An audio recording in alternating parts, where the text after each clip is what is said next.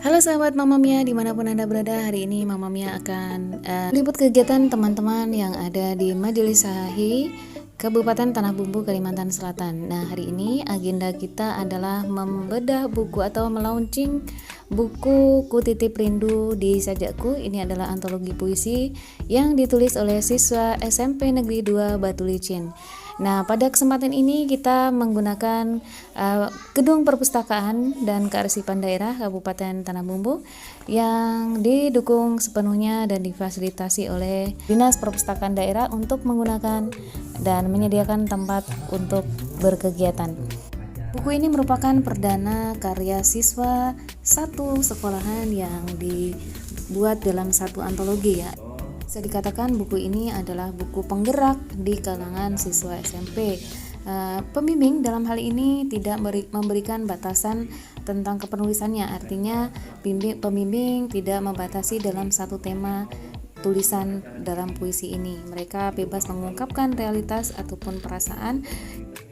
Sebuah keberanian yang perlu diapresiasi ketika seorang anak SMP yang mampu mempublikasikan karya mereka di ranah publik, berbicara banyak hal dengan media puisi ini.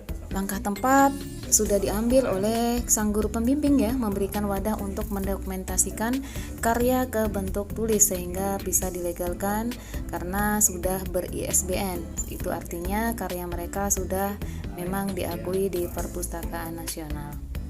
Baiklah teman-teman, sahabat Mama Mia, dimanapun Anda berada, nanti di sesi terakhir nanti saya akan wawancara dengan salah satu tokoh atau penggagas dari Majelis Sahahi ini sebagai partner maupun penggerak literasi yang ada di daerah ini.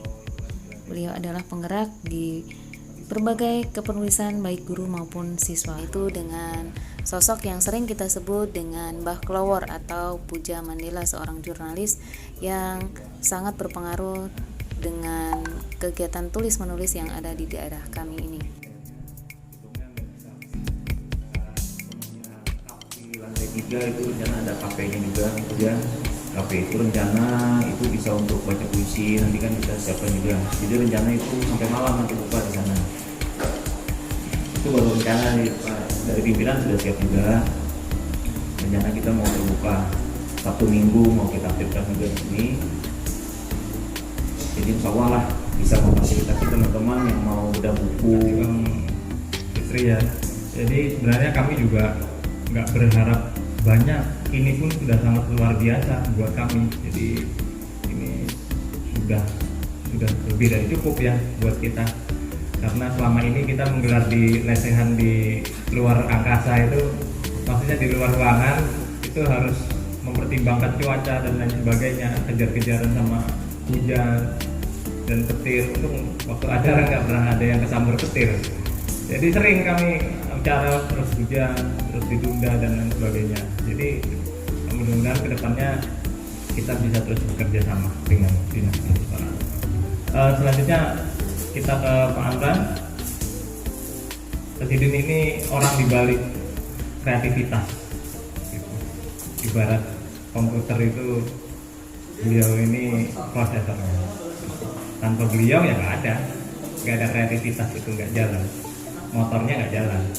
Jadi beliau, saya yakin memberikan banyak motivasi untuk anak-anak kita, untuk penulis-penulis baru ini.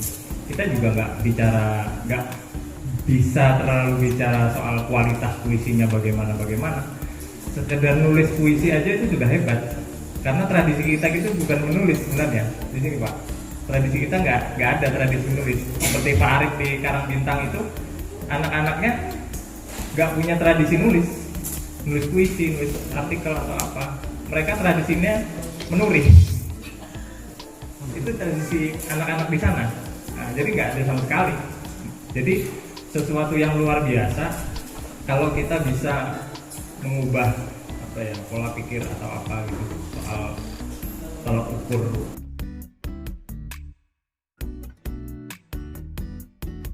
Itu awalnya dibentuk saya secara tidak sengaja ya, sama Bang Arif Rahman.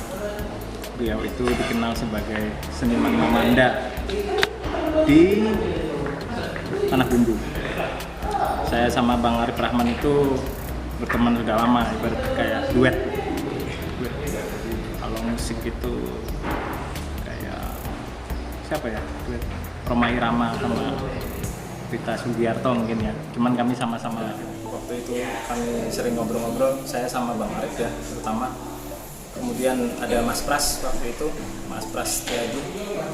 Jadi kami pengen bikin suatu forum yang cair, yang non struktural, yang tidak mainstream lah. Jadi pada waktu itu tercetuslah ide untuk bikin pagelaran di hutan kota Kapten Simpang 4. Nah, di situ dimulai sebenarnya. Terus mengajak teman-teman yang kenal, kemudian di situ bertemu dengan banyak guru-guru di Tanah Bumbu. Ya dari situ dimulai tahun 2015. Selama ini kan komunitas-komunitas yang ada di Tanah Bumbu ya, khususnya komunitas penulisan ini stagnan, mengalami kestagnan ataupun bisa dibilang muncul kemudian tenggelam. Bagaimana kiat Anda memandang membawa Majelis HI ini supaya terus eksis di pasaran sehingga bisa diterima oleh banyak orang?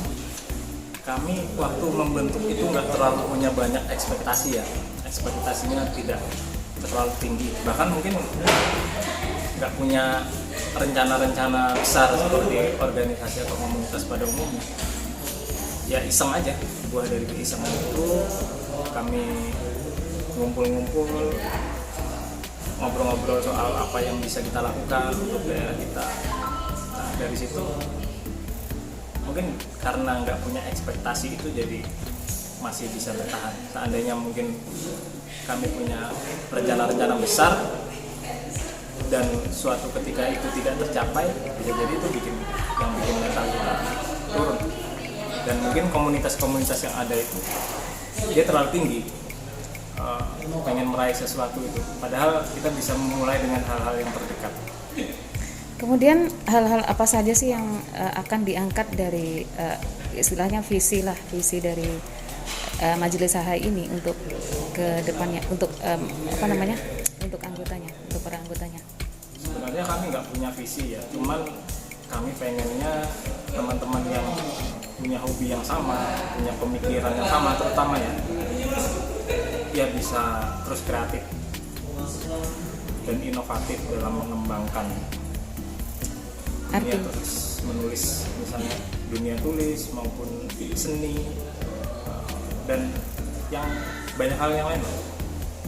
Artinya Majelis HI ini merangkum atau mengcover semua cabang seni ya, tidak hanya tulis menulis tetapi bisa mengcover banyak hal ya. Ya sebenarnya tidak disengaja juga karena kebetulan orang-orangnya di situ beragam dari latar belakang yang berbeda.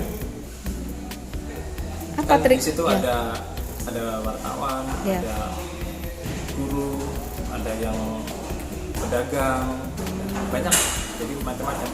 Seperti itu. Untuk anggaran barangkali bisa dijelaskan setiap saya lihat ya di beberapa postingan itu mungkin bisa dijelaskan ke masyarakat untuk sahabat Mamma Mia dimanapun Anda berada, bagaimana sih triknya supaya majelis ini tetap eksis, kemudian apakah ada anggaran-anggaran khusus atau bagaimana, mungkin ini bisa menjadikan pandangan untuk komunitas-komunitas lain yang concern memang tidak hanya pada satu bidang saja.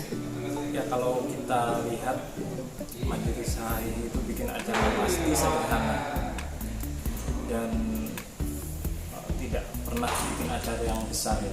Itu sesuai kemampuan aja, sesuai kemampuan kami patungan kumpulan. Ya dari situ aja sih, karena ada banyak sekali komunitas yang bikin acara besar satu kali tapi setelah itu hilang. Kita belajar dari situ. Dengar di Majelis HI ini sering melaksanakan roadshow ya di beberapa sekolah. Terlihat dari beberapa postingan dari teman-teman yang barangkali sekolah yang dikunjungi, pernah saya lihat Anda dan teman-teman mengunjungi sekolah yang Anda jadikan kunjungan. Roadshow tahun lalu kayaknya. Ya. Tahun lalu, jadi sejak 2015 18 sampai 19 kita ke sekolah-sekolah. Ya, kita datang, beberapa ada yang memang diminta, ada yang memang kebetulan teman kita yang ngajar di situ. Kita datang dan ya sharing aja sama pelajar-pelajar dan guru-guru. Seperti itu ya. Kalau misalnya nih supaya sahabat Mama Mia tahu nih, pengen mengundang majelis hari ini, apakah ada kriteria khusus? Barangkali ada syarat-syaratnya atau ada sesuatu yang perlu diinikan? Nggak ada. Kalau memang orang-orangnya bisa, pasti datang. Bisa aja datang. Seperti itu ya. Bulan nggak sibuk misalnya, datang. Kami datang nggak pakai biaya biasanya. Oke. Datang sendiri. Jadi nggak perlu kita menyediakan berapa sekian ya untuk mengundang tim majelis hari ini lah. Ya, orangnya udah kaya-kaya semua. Iya, nggak perlu duit.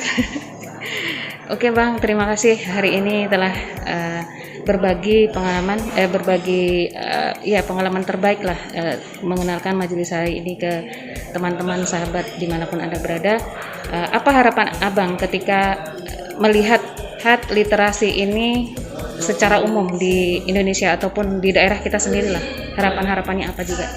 Ya, harapannya nggak terlalu muluk-muluk, biar makin banyak orang menulis, makin banyak orang bisa berbagi, semakin banyak orang yang punya pemahaman soal literasi. Misalnya di dunia jurnalistik, saya sebagai wartawan juga pengennya semua orang paham bagaimana kerja media massa. Misalnya di novel, makin banyak orang yang tahu bagaimana sih cara menulis novel. Walaupun di jurnalistik itu bukan termasuk ini ya, tapi itu kan bagian penting, termasuk literasi juga sih. Jadi semakin banyak orang yang tahu aja. Jadi saya nggak pernah punya ekspektasi terlalu besar. Harapan saya kayak gitu, asik aja dan jalan terus, jangan cuma satu kali besar terus hilang. Oke.